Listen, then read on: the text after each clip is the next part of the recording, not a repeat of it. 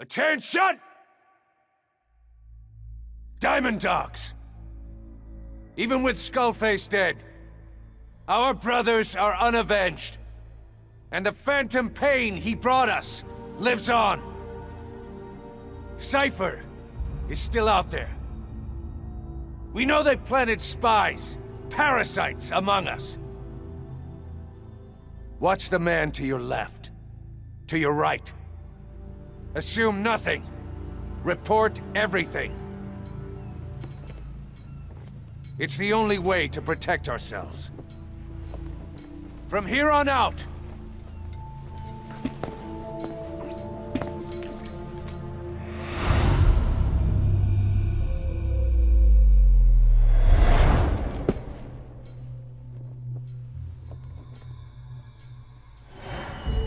you will be my eyes.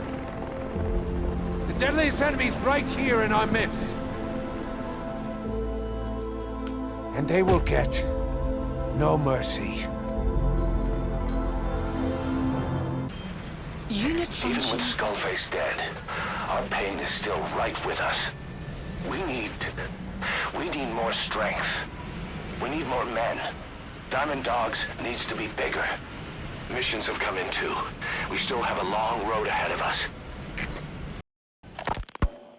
Emmerich didn't go with depleted uranium for Sahelanthropus' armor because of its strength.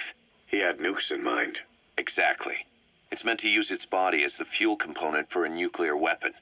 Sahelanthropus uses built-in uranium enrichment archaea to melt its own body and extract uranium-235 from the depleted uranium in its armor.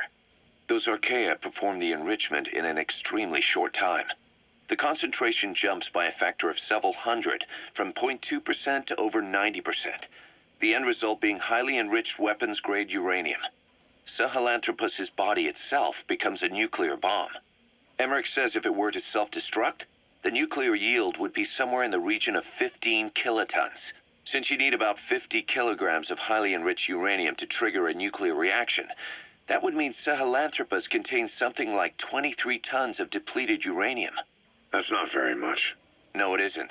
That's about what you'd expect to find in a main battle tank's armor. The point is, it can be transported anywhere, even use its conventional weaponry on the battlefield, and the international community will never suspect a thing.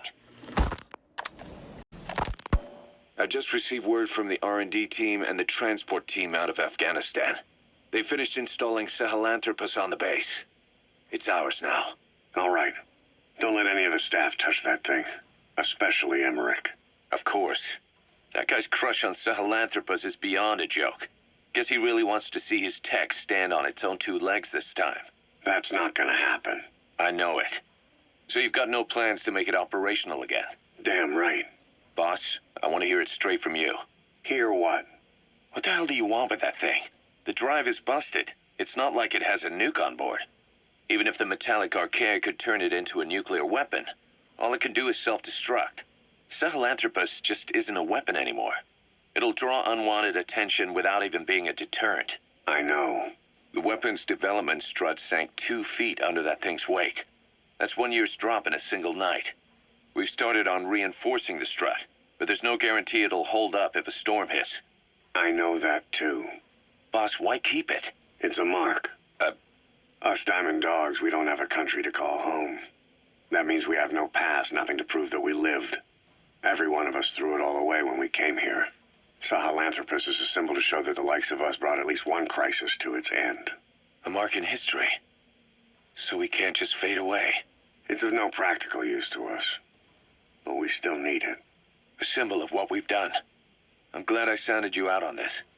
Snake, on behalf of all of us, I want to thank you. I don't need gratitude. I need security. Keep Emmerich away from that thing. Roger that. You said that the nuke Skullface was trying to spread around the world were equipped with a failsafe. Something that could shut them down at will. His will. Quite so.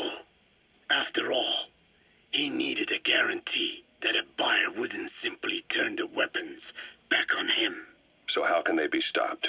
The criticality trigger, that is, the detonator, is a complete black box designed Any attempt to dismantle it causes it to melt in seconds, using the corroding archaea. The design ensures that no detonation is possible unless he disengages the lock. So he had a way to disengage it remotely. Precisely. The client simply presses a button. At that moment, the detonator begins transmission with a surveillance satellite. The satellite reports to him how the client is trying to use the nuke. If he does not object, the lock is disengaged. But if it's a risk to him in any way... The detonator melts down. The same is true if detonation does not occur within a preset time after the lock is disengaged. The nuke is rendered useless. Who the hell would buy something with strings attached like that? The client would never know until the moment they actually tried to use it. Most likely, he would have explained the time delay as the detonators needing time to activate. And he only intended to sell to technologically primitive groups in the first place. Let me guess. He'd claim it was defective and offer a replacement. Shadier than a used car salesman. Skullface shakes your hand like a friend, using the other to control you like a puppet. This is how he works. Code Talker. Haven't seen you eat a single thing since you got here. Let me guess. Photosynthesis? Oh? What makes you say that? Well, a long time ago, I knew someone with a similar ability. Well, you are correct. Most of my body is covered with parasites. I supply them with water, and in return, I receive sugars they produce when exposed to light. It isn't just my skin either. The parasites also act as my eyes. They have replaced many of my internal organs as well. It is thanks to them that I live on after over a century. How did you obtain them anyway? Through your research? I would like to say as much, but there is more to it than that. Let me take you back 20 years. I had hit a dead end with my parasite research. Then I was approached by a foundation. They said they had a sample of an unusual strain of parasite. Which foundation?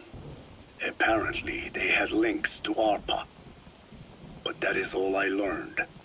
I was somewhat ignorant of the ways of the world. Just being able to study it was enough for me. Yeah, I've heard that before. Go on.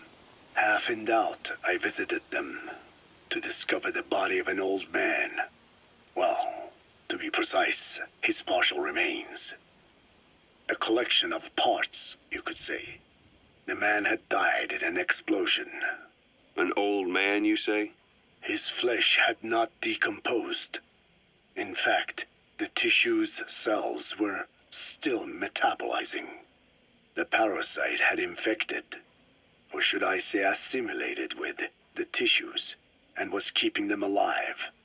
I became obsessed with studying the body parts, foregoing food and even sleep.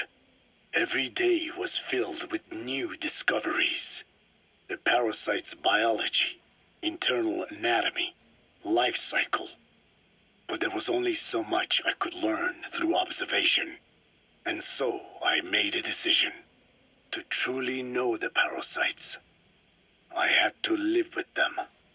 So, you implanted them inside you from the dead man's flesh? Correct. It was quite a gamble, whether or not they would adapt to me.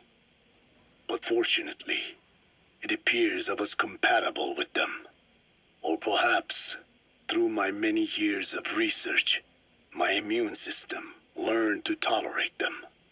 Were they that body's only parasite? Yes. However, there was a separate specimen that supplied its host with adrenaline in response to pain, and yet another that could control insects at will through secreting heterogeneous pheromones. I wanted exposure to them, to take them into me, but my wishes were denied. Their records, though, provided clues that helped advance my research. Would you care to join me? A life spent never worrying about food is a most wonderful one. I think I'll pass. But thanks. This has been helpful.